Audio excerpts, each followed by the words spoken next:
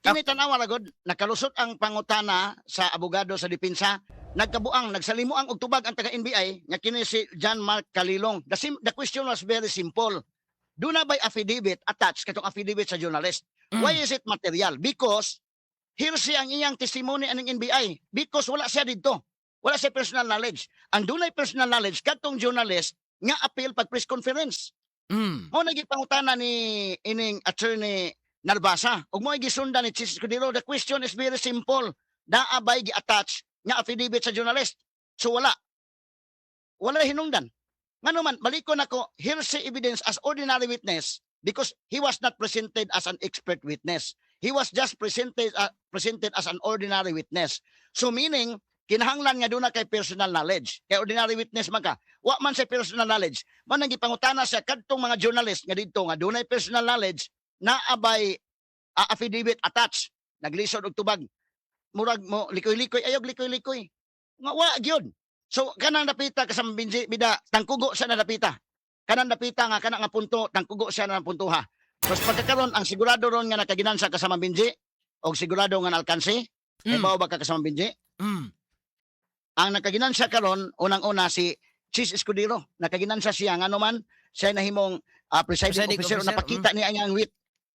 Mayo actually although questionably ang paggalingkod ni Chis as presiding officer questionably na gumikan kay dili man sa mga Senate President, but so far sa iyang pagda as presiding officer sa impeachment court mayon niyang pagkada. With all due respect to Chis Escudero, ginansa Chis ani although naiusahay iyang mga rulings nga mura og mopabor speakers ana pero para nako manageable ra. So ginansa si Chis ani naka-gain siya og kanang makita sa mga tao nga bright si Chis, kamao siya unya abogado siya nga mayong pag-handle niya ang impeachment court. Yung iba ba kag kinsay naalkansi? Ang dakong alkansi kasama Benji? Ang dakong alkansi si Win Gatchalian. Win Gatchalian. Naunsa siya tapad ni tapad ni Chis. Taon may pay unta tog senador na lang siya nga ordinary senator lingkod siya sa ubos ba? O dili siya ma-emphasize kana tapad sa Chis Escudero. Chis makita ng perting brighta. Si Win Gatchalian perti taong Jesus Ginoo ko. De kalibreng talakayan, de prinsipyong komentaryo, Attorney Rufil Fernandez Banyok sa Straight to the Point. Not just number one, simply dominant. Straight to the Point. May buntag kasama Benji, kumusta atong signal karon? Okay na to ni Rufil, madungog na, klaro na. Okay, may buntag kasama Benji og sa ato mga sukin tigpaminaw sa tibuok Kabisayan, Luzon, Visayas, Mindanao og sa tibuok kalibutan nga kutob sa mabot sa tong Sibya. Gikan kasama Benji diri sa Garden City of Samal. Kauban sa atong Uplantabang team. So ni ata karon unya dayon motabok na migbalik pod ngadto sa mainland no sa Davao. Kana na mainland na kay karon ni amanta sa Garden City of Samal, Davao del Norte. So kasuri kita diri kasama Benji. Puti Ito sa kang kasama Arnold Bustamante nga balay kay imbitar ta. So salamat kayo nya shout out nga to ni Mother Lita og ni Buyet igsuon ni kasama Arnold si Buyet og si Mother Lita ang mama ni kasama Arnold. Unya mao na no nag kanang tanan nga observation nimo kasama Benji og tanan nimo gipanulti tanan gyud. Hasta imong observation sa hearing sakto gyud tanan. Kining ako puno-puno lang ning ako kasama Benji kay aron pod makapangusta tas to mga listeners niya pa-check attendance lang ako sa to mga listeners.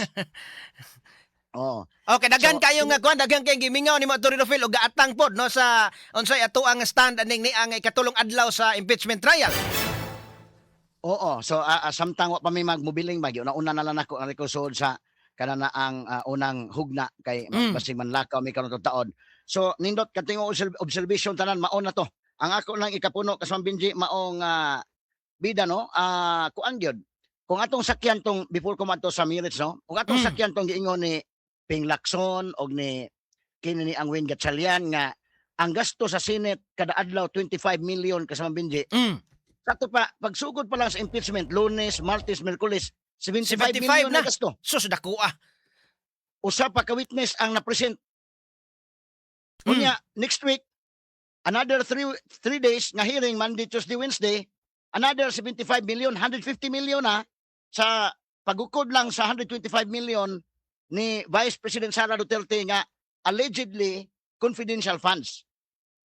Medyo dunay kakulian ng napita. Now, arita, mudaib ta sa kinini ang witness kagahapon kay sa ato nang giningon sakto tayong observation gahapon bida kung atong evaluate way pabor-pabor nakalamang ang depensa kasama Binji. Atong masubay nga kadto ang permiro god sakto na imong giingon ang atong observation pag first day mamanto ang mga statements no ni Congresswoman Jerby Luistro niya bawas pod ang defense pinagi ni Attorney Sison. Pag second day mao naman to ang presentation sa witness sige object ang defense napresentar ang prosecution sa ilang witness unya kagahapon kabawas pod ang defense pod may nag-cross examine gisigihan og object isang object pero nakalusot gyud ang mga pangutana kasama Binji wa gyud mapugni mo na giingon sa IFM mapugngan pa ni Wa gyud na pong wa gyud kapugni unya ang atong evaluation mao nga bisan pa man tuod og parehas na bang giitan nga abogado no with all due fairness ang defense ug ang prosecution pareha mga maayong abogado no di ko man naway og unsa okay ako ang observation parehas na maayo.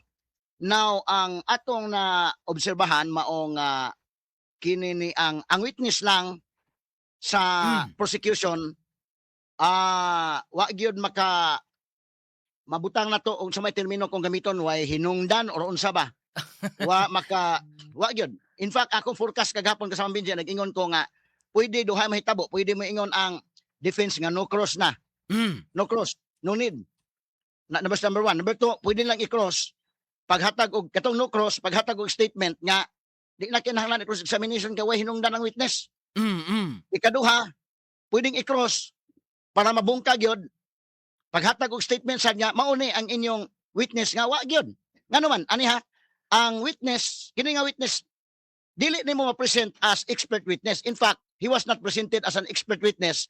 Di man sa mo qualify as expert witness ang duha ka semana ang training kasama Binji. Oh, mao gyud do. Oh. Ang man mag-training kag duha ka semana nya expert na ka.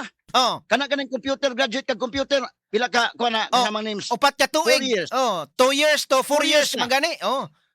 IT. Oh. Eskwela kag 4 years di man ka matawag og expert ni kahuman. Oh. Nya kini 2 weeks expert na di mada. Ano yung di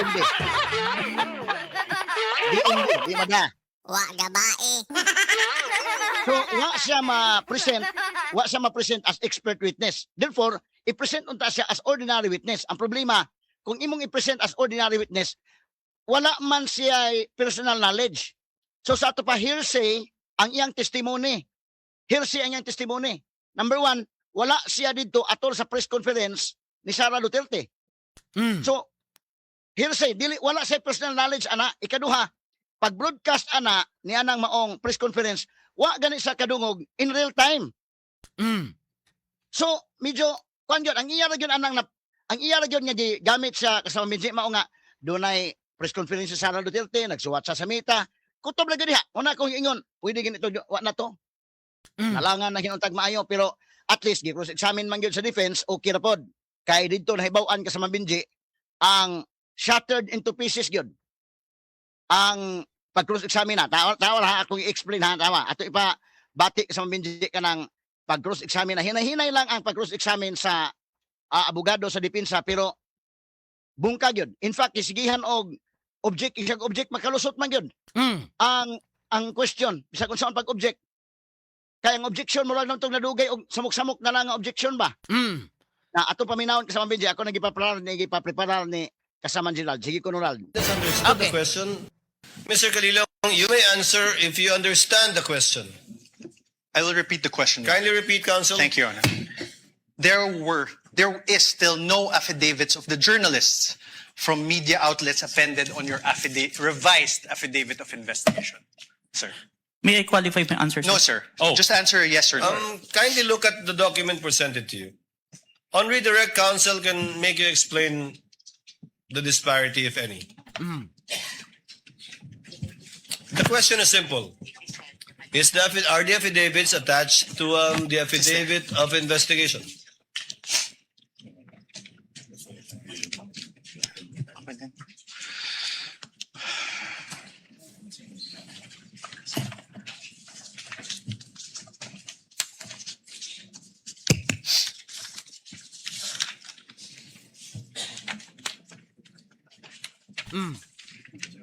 So yahan ang ipangita dito naabat na na-attach kay nakalimot tingali sad siya.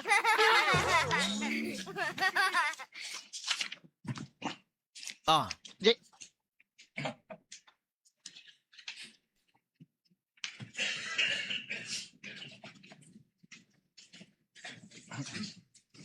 May I see the question number 6?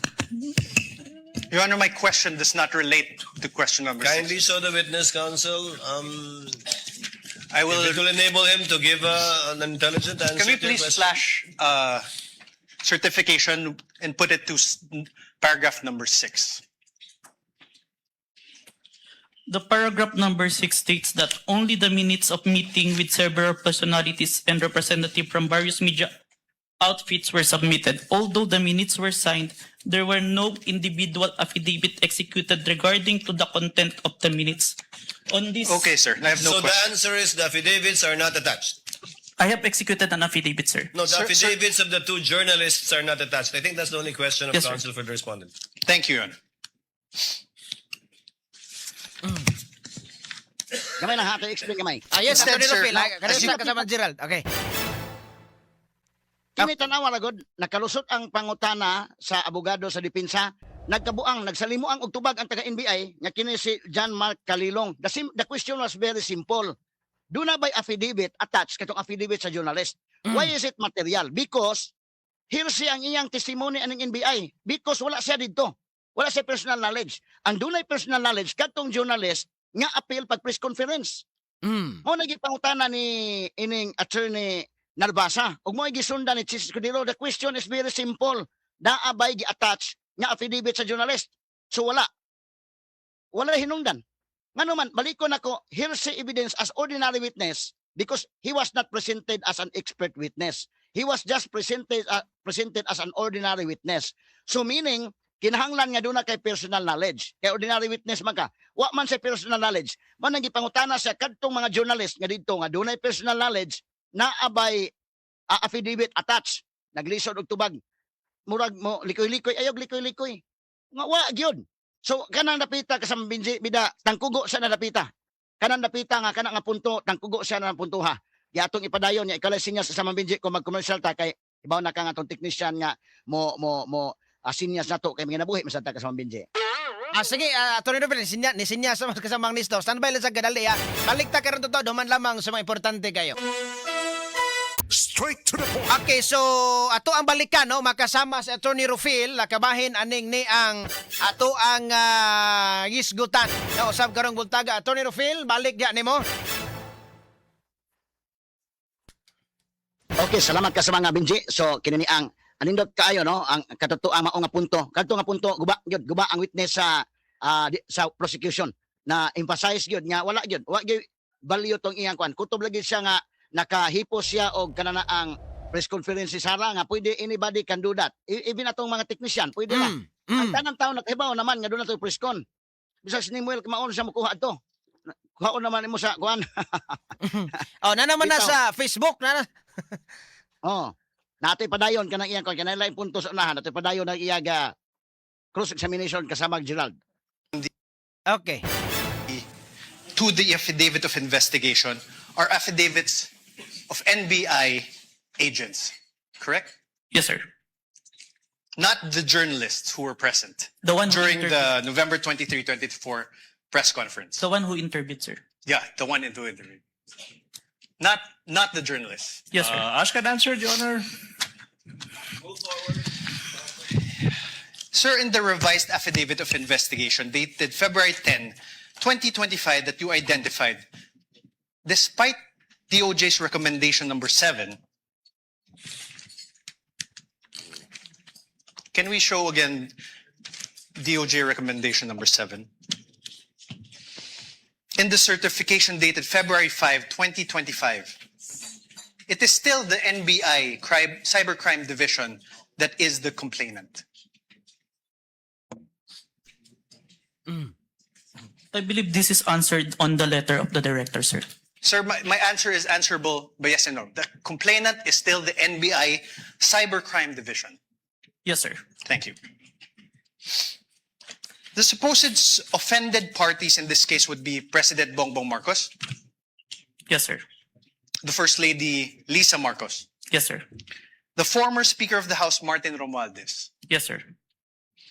Did President Marcos appear before the NBI during its investigation? No, sir. Did the First Lady, Lisa Marcos, appear before the NBI during its investigation? No, sir. Did the former Speaker, Martin Romualdez, appear before the NBI during its investigation? No, sir. Sir, I'm showing you again for the record the affidavit of investigation. Sir, did you attach to that affidavit of investigation dated February 10, 2025, an affidavit of the President Marcos? Only the responses, sir. Sir, listen to my question. That's Did the you- answer. Your Honor, he did not answer, so I am entitled to That's ask his again. answer. Not responsive. The question was, Mr. Witness, did you attach the affidavit of President Marcos to the February 10 affidavit? No, sir. Did you attach an affidavit of the First Lady, Lisa Marcos, on your affidavit? No, sir. Did you attach an affidavit of former Speaker Martin Romualdez on your affidavit of investigation? No, sir. To your knowledge, if you know, sir, did President Marcos file any criminal complaint against Vice President Sara Duterte as a result of the November 23, 2024 online press conference? He made a statement. No, sir. sir. My question is, if you know, did the President file any criminal complaint against the Vice President? I have no personal knowledge, sir. Did the First Lady Lisa Araneta Marcos file any criminal complaint against VP Sara? I have no personal knowledge. How about the Speaker Martin Romualdez? Did he file any criminal complaint against VP Sara as a result of the November 23, 2024 online press conference? I have no personal knowledge. Did you really investigate this case? Oh, Your Honor, Withdrawn, Your Honor. argument that Okay. Attorney Rufil? Kini. So kini dapita ha, tanawa lagod gi-emphasize ha. Ang problema, ang crime nga ilang gi-allege is dunay grave threats. Ang gi-grave threat, ang subject nga si Marcos, sakto na yung pagka-cross examine ha, nga pirmiro ni appear ba si Marcos dito sa inyong opisina? Wa. Ni appear ba si First Lady? Wa. Si Speaker, ni appear ba? Wa. Now sunod nga kwan, doon na gi-attach ba ninyo ang affidavit ni Marcos? Gi-attach ba ninyo ang affidavit ni Lisa? Gi-attach ba ninyo ang affidavit ni Martin? Wa gyapon. Sunod, nag-file ba og complaint si Marcos? Ang tinubagan bitaw nga, I have no personal knowledge. Ngano di man mo ditso na lang, I have no personal knowledge. So masabot ni mo nang gipangutana siya, did you really investigate this case? Objection na yon ang Oh, kinini ang prosecution. prosecution. Mm. Pag object sa prosecution, withdraw. Withdraw ang defense. Unsa man na strategy sa defense. Basta importante na pangutana niya, unya withdraw. Di wa makaarti ang prosecution. So na outsmarted ang prosecution kagahapon na kasama Benji sa depensa. Mo ni ang nahitabo. Kay importante man sila man maoy gihulga ka ni Sara. Ngano wa man sila mo appeal sa NBI? Ngano wa man sila di man sila may complainant. No, ato ipadayon kana pay dugang mga punto sa unahan kasama Benji. Mo na nga pagpangutana withdraw. Kay may object ang pikas, wala may problema ang object ka kay ako mag-withdraw ang question. But at least tuan na dito na-appeal na sa transcript kasama Benji. Nabati na sa katawhang Pilipinon ang maong question. Okay. Ating padayon Rag. Okay. really investigate this. How about Question the has been Speaker, withdrawn. Martin Romualdez? In other words, sir, the alleged offended parties were not included as complainants in the case you filed with the Department of Justice. Yes, sir. Thank you. Based Thank you. And despite the fact that the NBI Cybercrime Division did not comply with recommendations number 6 and number 7 in the certification dated February 5, 2026, it nevertheless filed the revised affidavit of investigation dated February 10, 2025 that you identified today. Can I qualify my answer, sir? No, sir. Just answer with a yes or no. Witness may be allowed to answer according to how he wishes to explain. Oh. You may proceed, Mr. Witness, to answer. Yes, sir. Thank you, Your Honor. For this case po, we complied with the requirements of the DOJ. That's why we secured a second certification wherein our documents is enough for preliminary investigation, sir. Okay, thank you. And this certification is a certification dated February 5, 2025, correct? Kindly show the witness the This is not the new certification, sir. Oh, sorry, sir. So, apologies, Your Honor. February 11. Yes, sir. This was also executed by Senior Assistant State Prosecutor J.V. Lawrence B. Bandong, correct? Yes, sir.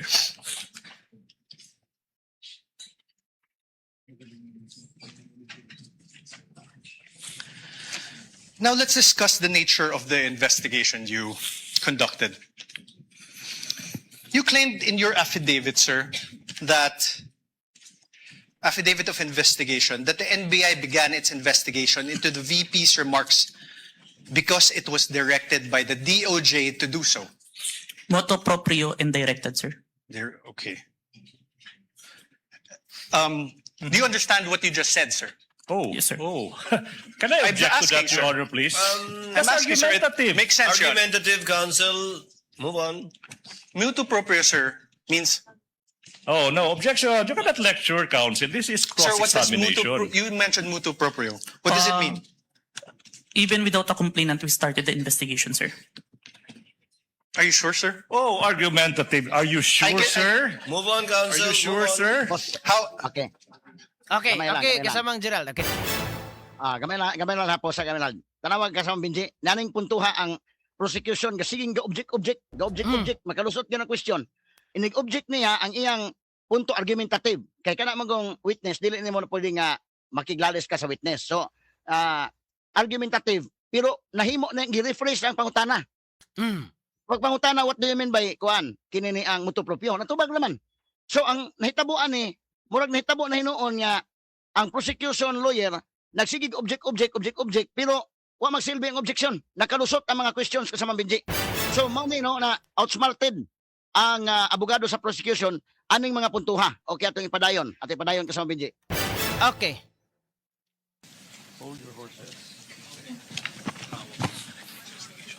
how about direct investigation? What does that mean? Your Honor.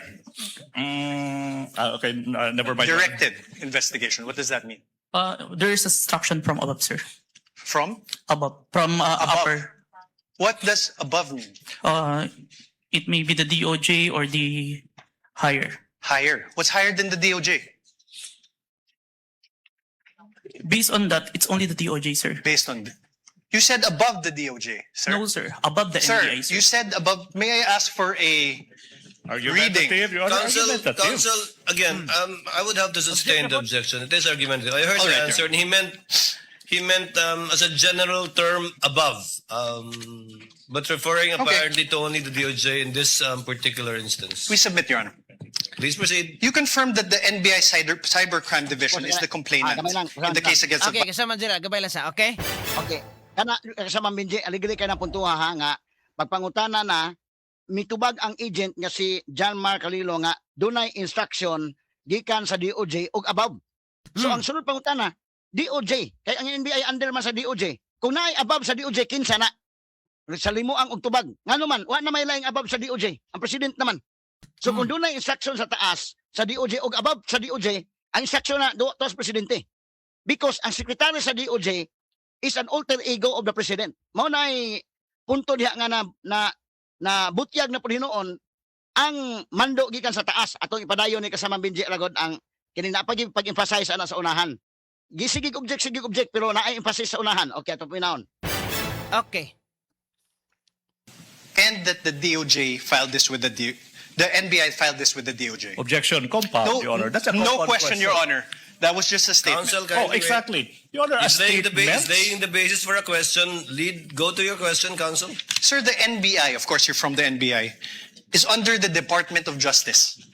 Yes, sir. Your Honor, we can take judicial notice of that. We Your cannot- Honor, if I'm on cross, Your Honor. I know, but there are things that No. need not be Your Honor, discussed. please. Can I, Your Honor? Your Honor, please. Counsel, let's give him some latitude. Much obliged, Your Honor, much Although we obliged. can't take judicial notice of that, it's part of his cross-examination. Yes, thank you, Your Honor.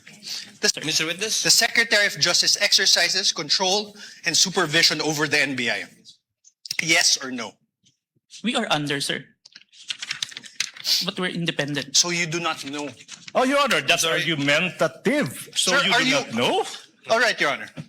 Are you aware of Book 4, Chapter 8, Oh, Supervision and Control of the Admin Code?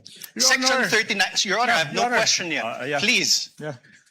Section Counsel for 39. the prosecutor, let the counsel for respondent finish his question. Yes, Your Honor. Section 39 thereof, Secretary's authority. The Secretary shall have the supervision and control over the bureaus, offices, and agencies under him. Supervision and control. Sir, my question is this.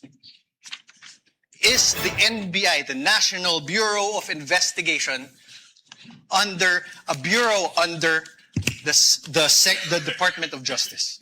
Yes, sir. Thank you.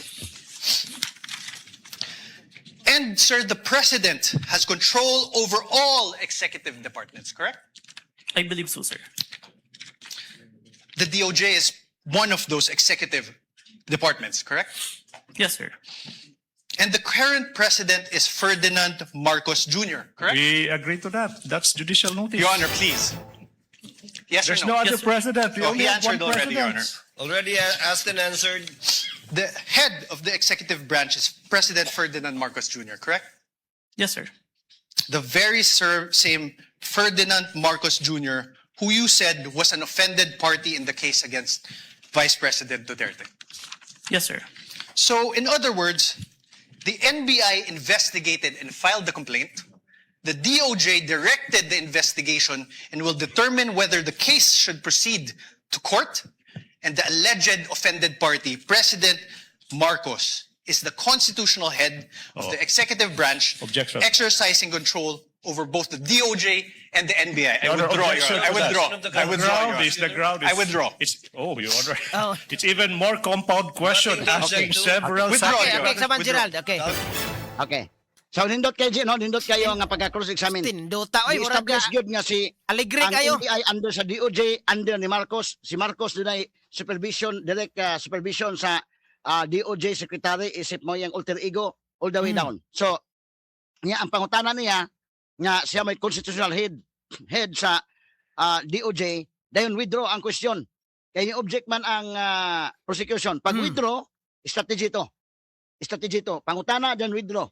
Pero nakahibaw na, nabutang na sa record, o nahibaw na ang katawhang Pilipinon. So, mayo ang strategy nga gigamit sa dipinsa ining puntuha kasama Benji. So, niining si Manaha, dili pa ko moingon sa kuana kay sayo pa kayo ihukom, sayo pa kayo. But sa first 3 days nga hearing, ginansya ang dipinsa. Dili kay dako sad. Kay wa man ta mahibaw pod sa sunod semana basig makabawas po ng prosecution. Pero sa first 3 days nakalamang ang dipinsa, but sa ako nag-ingon, wa pa ta masayod sa sunod semana basin doon na sa mga witnesses nga makabawi ang prosecution. Tapos pagkakaroon, ang sigurado ron nga nakaginansa kasama Benji, o sigurado nga alkansi, ibaw ba ka kasama Benji? Ang nakaginansa karon unang-una si Chis Escudero, nakaginansa siya nga naman, siya nahimong presiding officer, napakita niya ang wit. Mayo, actually, although questionably ang paggalingkod ni Chis as presiding officer, questionably na gumikan kay dili man sa mga Senate President, but so far sa iyang pagda as presiding officer sa impeachment court, maayon niyang pagkada. With all due respect to Chis Escudero, ginansa Chis ani, although naiusahay iyang mga rulings nga mura og mopabor speakers ana, pero para nako manageable ra. So ginansa si Chis ani, naka-gain siya og kanang makita sa mga tao nga bright si Chis, kamao siya o niya abogado siya nga mayong pag-handle niya ang impeachment court. Yung kibawa kag kinsay naalkansi, ang dakong alkansi kasama Benji. Ang taong bayan, no, nakansi aning dako kay gastong yati. Oh. Taong bayan alkansi pero gawas ana ginansa si Chis ani sa maong impeachment. Alkansi taong bayan po labaw sa tanan, ang dakong alkansi si Win Gatchalian. When gatsil. Naunsa sa tapad ni Chis. Taon may pay unta tog senador na lang siya nga ordinary senator, lingkod siya sa ubos ba?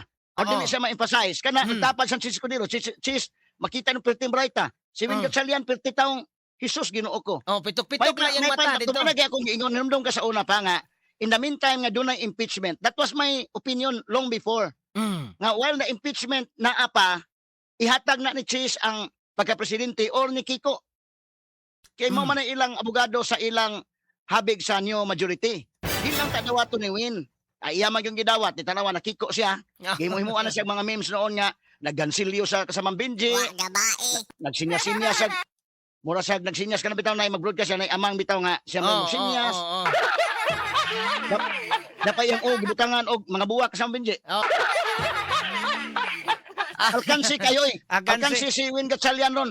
May tapad ka diha ni Cheese kanya. Kuan ba, dakog alkansi. Kasama Benji. Mao na akong giingon ka ni adto pa may pa tatuog.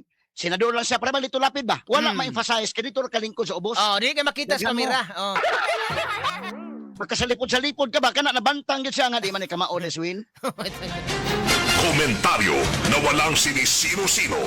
Attorney Rufil Fernandez Banyo sa Straight to the Point.